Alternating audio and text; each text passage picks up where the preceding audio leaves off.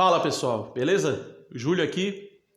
Antes da gente começar, é a mesma ladainha de sempre. Se inscreve no canal, deixa o gostei e ativa o sininho para que você fique sabendo com antecedência que eu subi vídeo para essa plataforma, para essa grande plataforma que é o YouTube.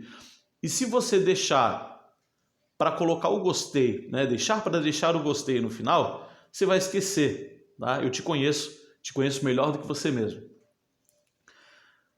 Eu quero tratar de um assunto, continuando, né, na pegada que eu iniciei semana passada, de um assunto batido, tá? De um assunto, infelizmente, até banalizado na internet, banalizado nas nossas conversas, e é um assunto que nos traz a uma reflexão profunda, que é a existência de um propósito. A palavra propósito, infelizmente, tem sido confundida com meta, com objetivo, com classes menores de algo que, querendo ou não, tá? Respeito a tua opinião, caso ela seja contrária, mas essas coisas transcendem a nossa existência. Propósito, inclusive, é uma dessas coisas. Quando você tem em mente que propósito tem a ver com sentido, isso responde talvez a maior pergunta levantada pela filosofia, que é o sentido da vida. Qual é o sentido da vida? Eu costumo, quando falo de propósito, né, eu costumo usar basicamente duas literaturas, tá? Duas referências que para mim são as maiores autoridades nesse assunto.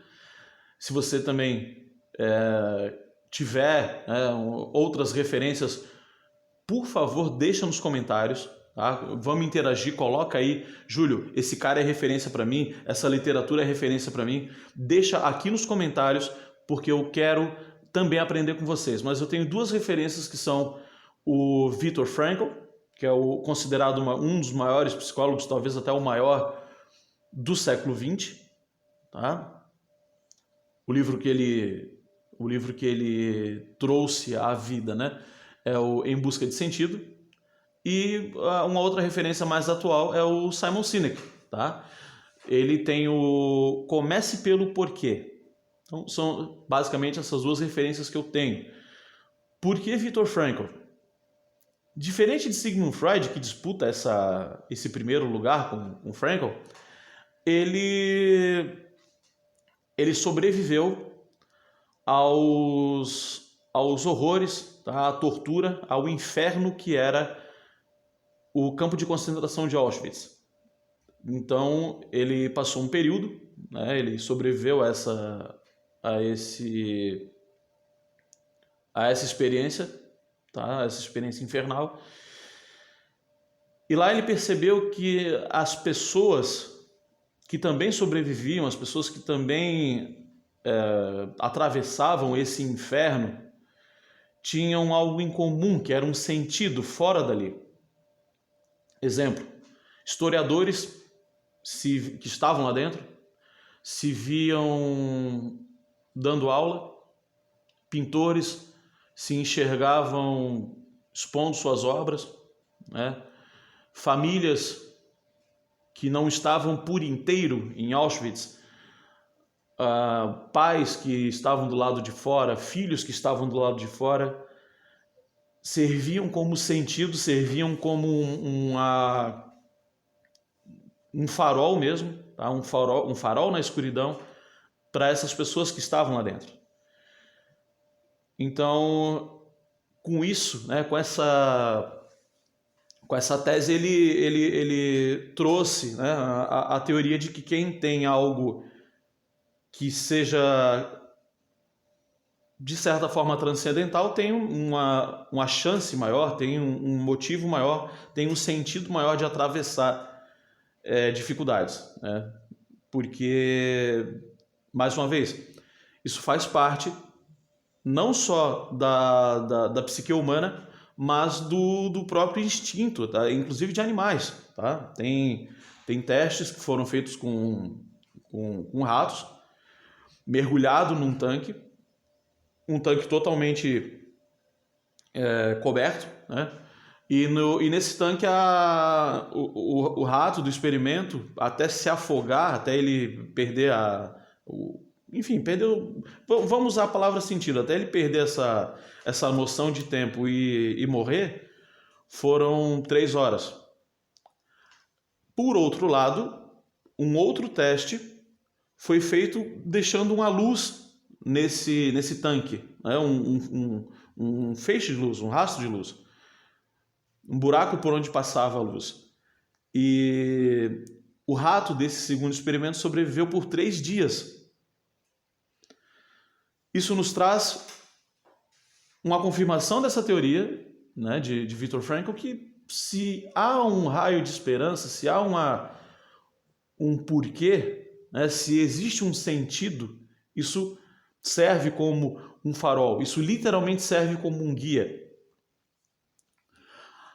Sinek, ele tem a terceira palestra mais vista da história do TED. A última vez que eu olhei, estavam aí mais ou menos 40 milhões de visualizações no YouTube. E ele tem a tese do círculo dourado, tá? Essa teoria, né, esse framework, ele tem 3 círculos, que são concêntricos, né? São um dentro do outro. O círculo mais externo, que seria a parte mais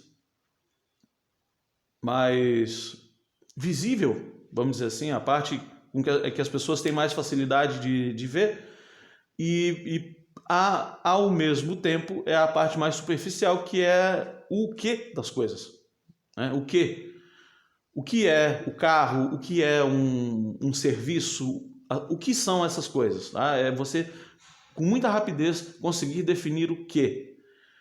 Quando você tem a definição apenas de o que, você sabe que esse o que é extremamente replicável, é fácil de replicar.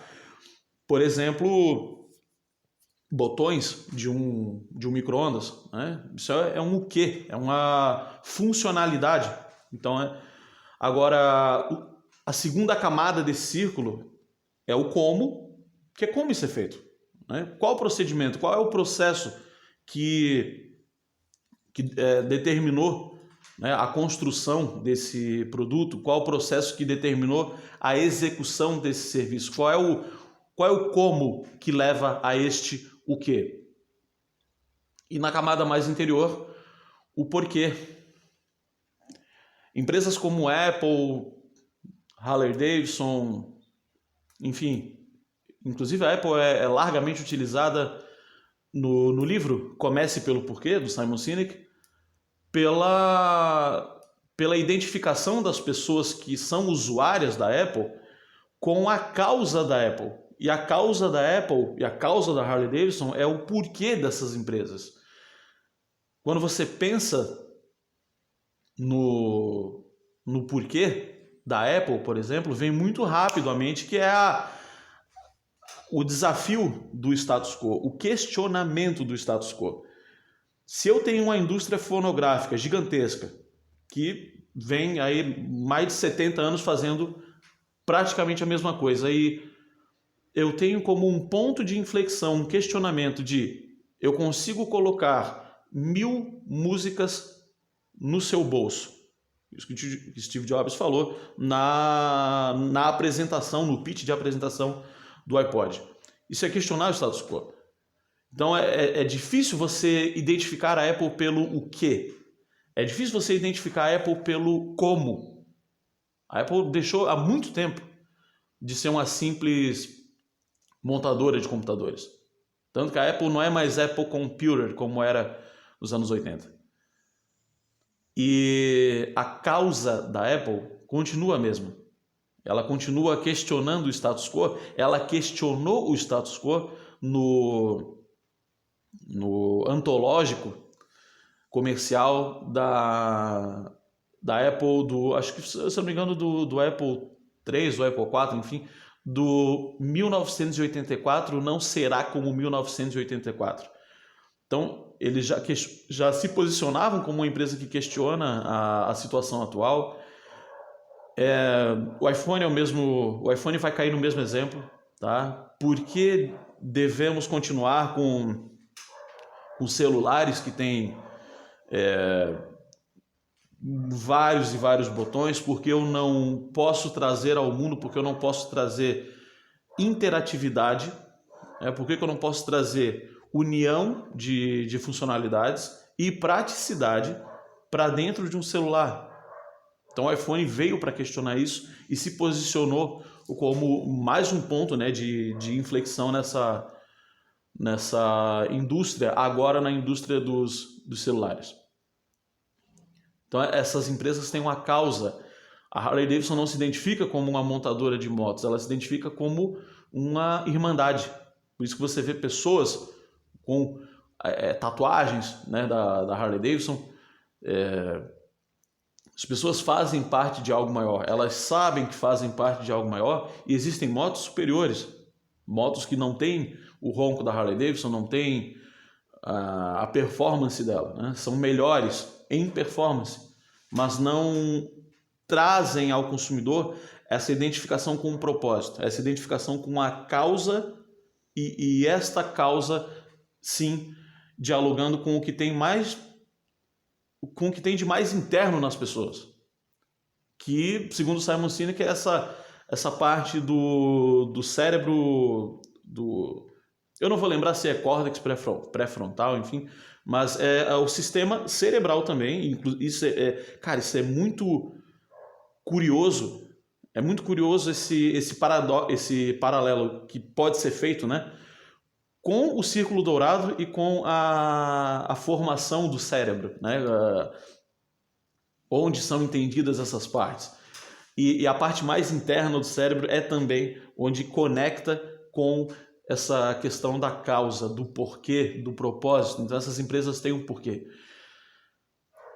E isso dialoga diretamente com o propósito. Então, para fechar esse vídeo, eu convido vocês a pensar em propósito como uma causa que leva vocês a uma ação, tá?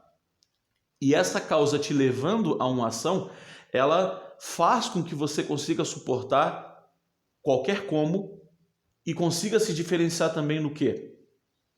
Porque você tem um porquê muito sólido, tem um porquê que vai conectar com as pessoas e que vai fazer que você tenha seguidores e não apenas consumidores que vão te trocar por preço, ou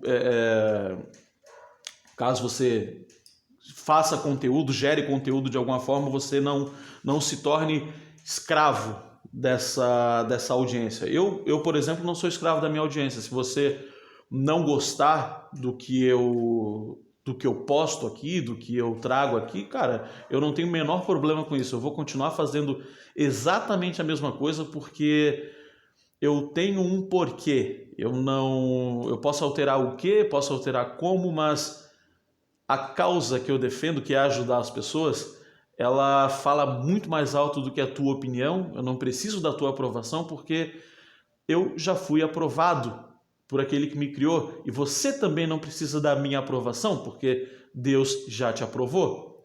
E isso é ter um porquê.